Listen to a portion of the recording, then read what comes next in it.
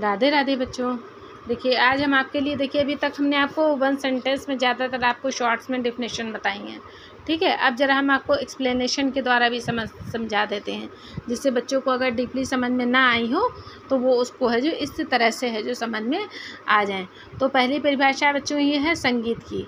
संगीत की परिभाषा देखिए बच्चों इस बुक में बहुत बढ़िया से अच्छे से दी हुई है, क्योंकि बहुत सारी बुक्स होती हैं। ऐसा हम ये नहीं कहते हैं कि बुक में परिभाषाएं एक्सप्लेनेशन या कुछ है जो मतलब गलत होता है, ठीक है।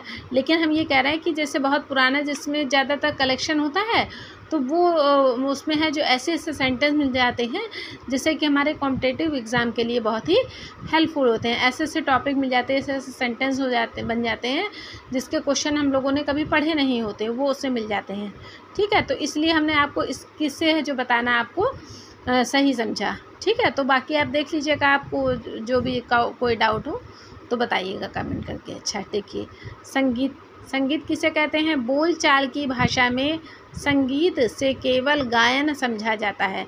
जैसे हम लोग नहीं कहते किसी बच्चे से पूछ दिया जाए आप क्या सीख रहे हो तो कहते थे संगीत सीख रहे हैं। संगीत के सीख रहे हैं, क्या इससे हो जाता है? संगीत का मतलब है जो क्या गायन से ही होता है? नहीं, संगीत का अर्थ सिर्फ गायन से नहीं होता है। अब देखिए बाकी आपको बता दे रहे हैं, किंतु संगीत जगत में गायन, वादन और नृत्य तीनों के समूह को हम संगीत कहते हैं। अभी बात आपको समझ में आ गई होगी। सिर्फ संगीत गायन को नहीं कहते हैं, सिर्फ उसमें गायन होना चाहिए, वादन होना चाहिए, नृत्य तीनों का जब समूह होता है तो उसको हम संगीत कहते हैं।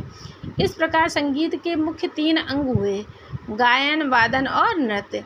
पंडित शारंग देव लिखित संगीत रत्नाकर में कहा गया है, गीतम वाद्यम तथा नृत्यम त्रयम संगीत मुच्यते, ठीक है। ये जो है जो संगीत रत्नाकर में परिभाषा शारंग देव जी के द्वारा लिखी गई है, इसमें आपको बता रहे हैं ये कॉम्पिटिटिव एग्जाम में ज़्यादातर ये क्वेश्चन पूछा जाता है कि ये जो रचना है, ठीक है, ये है जो किसके द्वारा लिखी गई है, ठीक।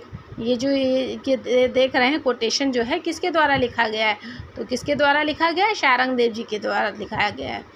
अर्थात गाना, बजाना और नृत्य इन तीनों कलाओं का सम्मिलित रूप को संगीत कहते हैं। पश्चिमी देशों में संगीत से केवल गायन और वादन को समझा जाता है, वहाँ नृत्य को संगीत में नहीं रखा जाता है। कहाँ नहीं रखा जाता है? पश्चिम देशों में। फिर गायन, वादन और नृत्य तीनों में घनिष्ठ संबंध रहता है। केवल इतना ही नहीं, तीनों एक दूसरे के पूरक होते हैं। अच्छा, जैसे समझ लीजिए अगर से स्टेज परफॉर्मेंस होती है या पिक्चर देखते हैं, कुछ देखते हैं, अब मान लीजिए डांस ही क्या दिखा दिया गया कि डांस दिखाया गया ना, उसमें कोई साउंड बजा ना कोई इंस्ट्रूमेंट बजा, तो वो क्या अच्छा लगेगा? डांस नहीं अच्छा लगेगा। वो जब भी अच्छा लगेगा जब उसमें जितने भी इंस्ट्रूमेंट का समावेश होगा, कनेक्ट किए जाएंगे, तभी वो चीज़ हम लोगों को अच्छी लगती है। इस तरह से तो क्या है, वो एक दूसरे के पूरक हैं। गायन, वादन और नृत्य की गायन, वादन और नृत्य की वादन की सहायता से किया जाता है। यहाँ पर नृत्य का विस्तृत अर्थ लिया गया है। गाते हुए बजाते समय भाव प्रदर्शन के लिए थोड़ा थोड़ा हाथ चलाना, गाते समय मुखाकृति बनाना आदि नृत्य के व्यापक अर्थ में आते हैं। ये तो आप समझते ही हैं।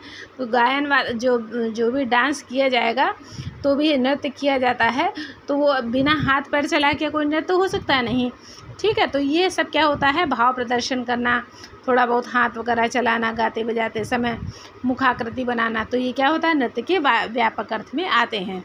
संगीत रत्नाकर में कहा गया है, नृत्यम वादन और गायन वादन आश्रित है। नृत्य वादानुगम प्रोक्तम, वाद गीतानुचर्चित, अतः इन गीतों में गायन सबसे श्रेष्ठ हुआ। ये जो बच्चों ये हम देख रहे हैं कोटेशन, ये जो बता रहे हैं, और ये जो ब्लैक कलर से हाईलाइट हैं, इसको है जो ज़रूरी है जो अलग से आप नोट कर लिया गया कीजिए कि किस में कहा गया है कि उसका या इसका क्या अर्थ है। अभी तक संगीत के विभिन्न अंग बताए गए हैं, परिभाषा नहीं। संगीत की परिभाषा इस प्रकार दी जाती है कि संगीत वह ललित कला है जिसमें स्वर और लय के द्वारा हम अपने भावों को प्रकट करते हैं। स्वर के द्वारा, लय के द्वारा अपने भावों को प्रकट करते हैं।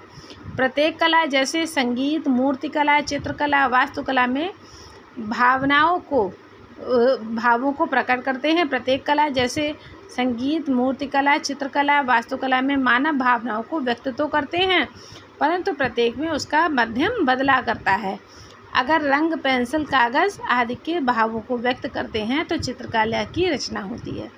इसी प्रकार यदि स्वर लय के द्वारा हम अपने भाव को प्रकट करते हैं तो संगीत की रचना होती है। अतः इससे स्पष्ट है कि कला का माध्यम बदलते बदलते कला का नाम भी बदल जाता है।